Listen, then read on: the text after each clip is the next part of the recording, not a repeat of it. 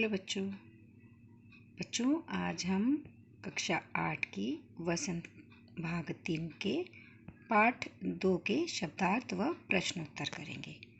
पाठ तो हमने पिछली वीडियो में पढ़ ही लिया था, तो अब हम उसके शब्दार्थ व प्रश्नोत्तर करेंगे। पाठ का नाम क्या था? पाठ का नाम था लाख की चूड़ियाँ। तो चलो बच्चों, पहले शब्दार्थ करते हैं। पहला शब्द है चाव। चाव यानी चाह अर्थात तीव्र इच्छा। सलाख यानी सलाई, धातु की छड़। मुंगरी यानी गोल मुठियादार लकड़ी जो कि ठोकने के काम आती है बच्चों। पैतृक पूर्वजों का या पुश्तैनी, जैसे घर में कोई प्रॉपर्टी होती है या बिजनेस होता है ना, दादाजी या परदादाजी का जो हमें संभालना है या हमें प्राप्त हुआ है, वो पैतृक कहलाता है। फिर है विनिमय अर्थात वस्तुओं का अदल बदल। मचिया, चौकी, लगभग सभी के घर में होगी बच्चों ये। फबना यानी शोभा देना, जचना। आप कपड़े पहनते हैं ना, नए नए ड्रेसेस पहनते हैं तो कहते हैं ना फब रहा है कि नहीं, फब रहा, जचता है, वही चीज़। मुखातिब, मुखातिब यानी देखकर बात करना। नाजुक यानी कोमल। खपत यानी माल की बिक्री। सहसा मीन्स अचानक। शंका यानी शक। लाख, क्योंकि पाठ का नाम ही लाख है, ये गिनती वाला लाख नहीं है बच्चों के, लाख रुपए 5 लाख रुपए। ये वो लाख है जो कि हमने पढ़ा है अभी पाठ में, लाख की चूड़ियाँ। यानी ये एक कीड़े द्वारा छोड़ा गया पदार्थ होता है, जैसा कि मैंने वीडियो में पाठ के समय में बताया था कि जिस तरह से रेशम कीड़े से हमें रेशम प्राप्त होता है, ऐसे ही लाख का भी एक कीड़ा होता है। ठीक है। मनिहार यानी चूड़ी बनाने वाला। आजकल के बच्चे नहीं जानते होते हैं बच्चा मनिहार क्या होता है। ठीक है, तो इसी पाठ के सहारे आपको पता चलेगा कि मनिहार होता है चूड़ी बनाने वाला। तो चलिए बच्चों, अब हम पाठ के प्रश्नोत्तर करते हैं। पहला प्रश्न है, बचपन में लेखक अपने मामा के गांव चाव से क्यों जाता था और बदलू को बदलू मामा ना कहकर बदलू काका क्यों कहता था? तो इसका उत्तर है कि बचपन में लेखक अपने मामा के गांव चाव से इसलिए जाता था क्योंकि वहाँ एक चूड़ियाँ बनाने वाला कारीगर बदलू रहता था। उससे लेखक को बहुत लगाव था। वह उसे रंग बिरंगी लाख की गोलियां देता था जिसे वह अपने मित्रों को दिखाता। लेखक बदलू को बदलू मामा ना कहकर बदलू काका कहता था क्योंकि गांव के सभी बच्चे उसे बदलू काका कहते थे। ठीक है बच्चों, अब अगला प्रश्न है, वस्तु विनिमय क्या है? विनिमय की प्रचलित पद्धति क्या है?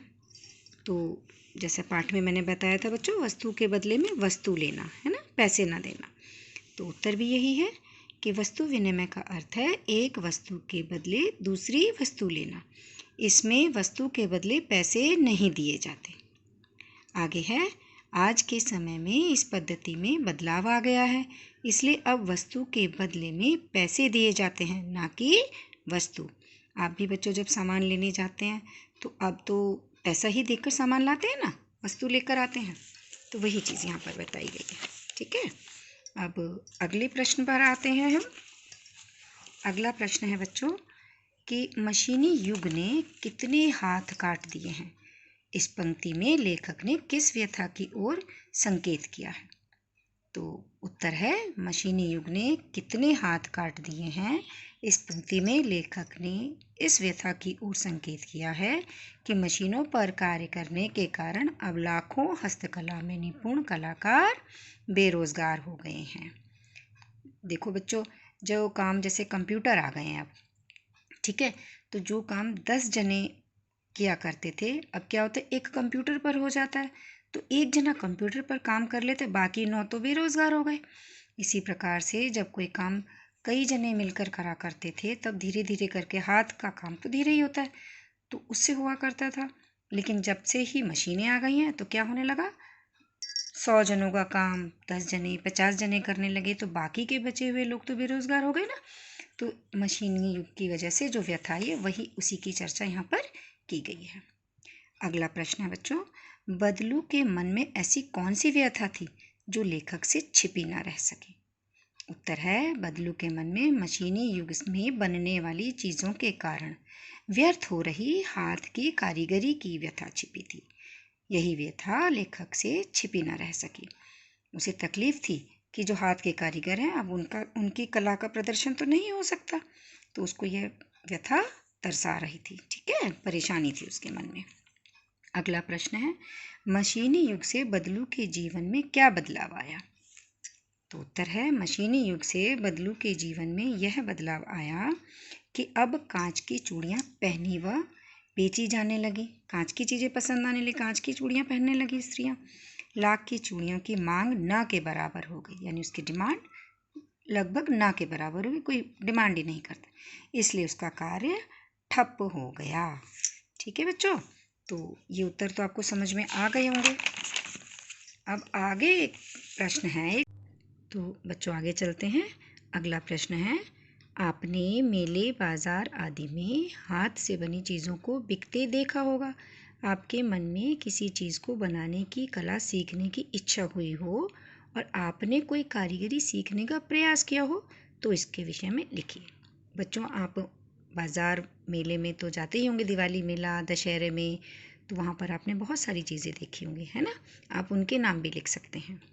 वैसे उत्तर में देखिएगा, मेले बाजार में हाथ से बनी चीज़ों में काठ की गाड़ी, खिलौने तथा मिट्टी से बनाए गए खिलौने आदि बिकते देखे हैं। आगे बच्चों उत्तर में आप स्वयं लिखेंगे कि आपने किस चीज़ की कारीगरी को दिखाने का प्रयास करा, जैसे मिट्टी के बर्तन बनाने का प्रयास करा या खिलौने बनाने का या चूल्हे बनाने का प्रयास किया, वह अपने आप लिख सकते हैं आप।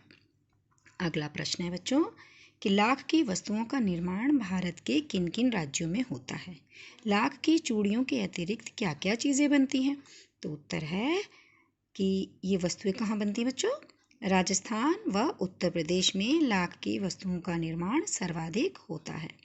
इसके अतिरिक्त लाख से मूर्तियाँ, गोलियाँ तथा सजावट की वस्तुओं का निर्माण होता है।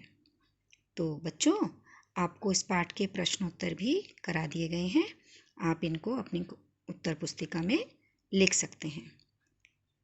तो यदि आपको सब प्रश्न उत्तर समझ में आए हों तो उन्हें याद करने के लिए भी आपके लिए सहायक होंगे। यदि आपको वीडियो पसंद आई हो तो लाइक व सब्सक्राइब अवश्य करें।